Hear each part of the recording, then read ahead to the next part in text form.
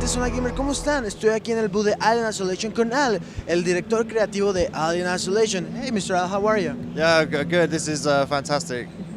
So now the Alien Isolation is finally here at E3. How people have received the game? The response has been absolutely phenomenal. I think one of the exciting things for us as developers is to be able to put the game in people's hands and see how they respond to encountering our alien, which is really dynamic and reactive and plays differently every time. And it's really fascinating to see how people try and survive.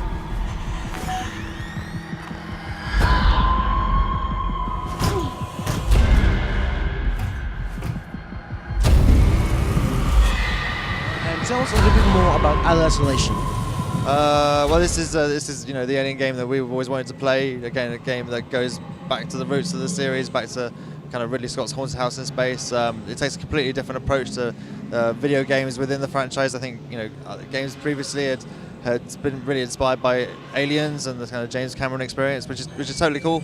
But we felt like there was an alternative experience where just one alien would provide a really meaningful and really intense encounter. Yeah, and what are the main similarities between the original movie, and this game? So this game's set 15 years after the first film. The Nostromo's gone missing, and Wayne and Yutani believe that someone's found the black box flight recorder of the Nostromo, so they send a really small crew to go and try and find it on this very remote space station, and Amanda, Ellen Ripley's daughter, volunteers to be part of that crew. Something that I saw while I was playing the game is the environment takes a lot of place in this game. Tell us a little bit more about the environment. So one of the things we love about the original movie is the whole kind of lo-fi sci-fi 1970s view of the future. It's very tactile, tangible world. It's a very mechanical world. It's very push button and not the sort of sci-fi, sort of high sci-fi of touchscreens and holograms. It's a very down to earth and very grounded universe, and so that was something we really wanted to capture and really deliver on, and it's just a beautiful aesthetic.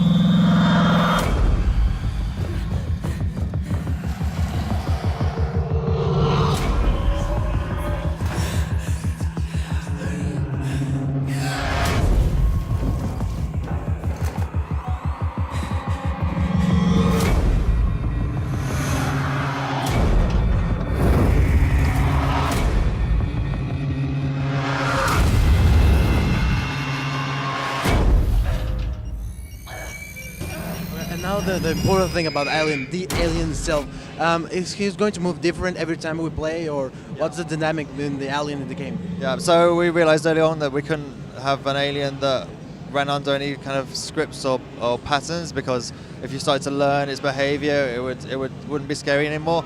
So we have the alien running under its own senses, so it's looking for you, it's listening for you.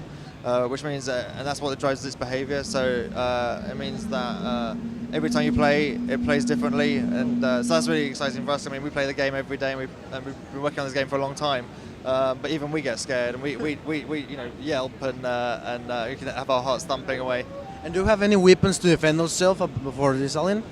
So there are some weapons in the game, and there are some devices in the game that you can use. But it's all about player choice. It's about whether or not you want to use a certain item at a certain time. We showed at E3 we have the iconic flamethrower from the first film, and the alien is wary of fire, but it's also it's not really the answer. It has some significant drawbacks. It uses fuel at a tremendous rate, so it's really actually a weapon of last resort. Again, this all goes back to this game is about survival, not about killing. And last question, we've seen a lot of Alien games through the years, and some of them are good and some of them are like really, really bad. How can we know this game is like the best Alien game so far?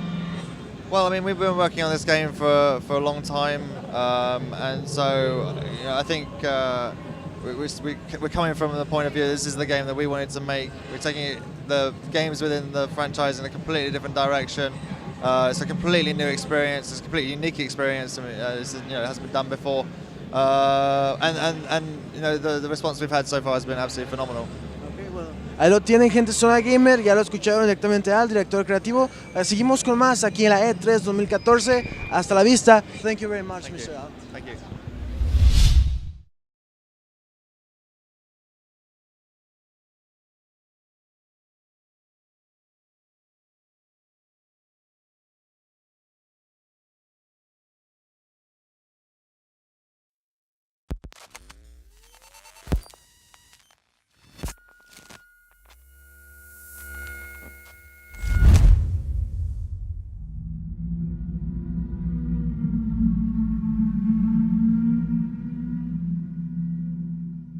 I don't know if you can hear me, but I made it across. It's really bad here, Verlaine. I think there's something here.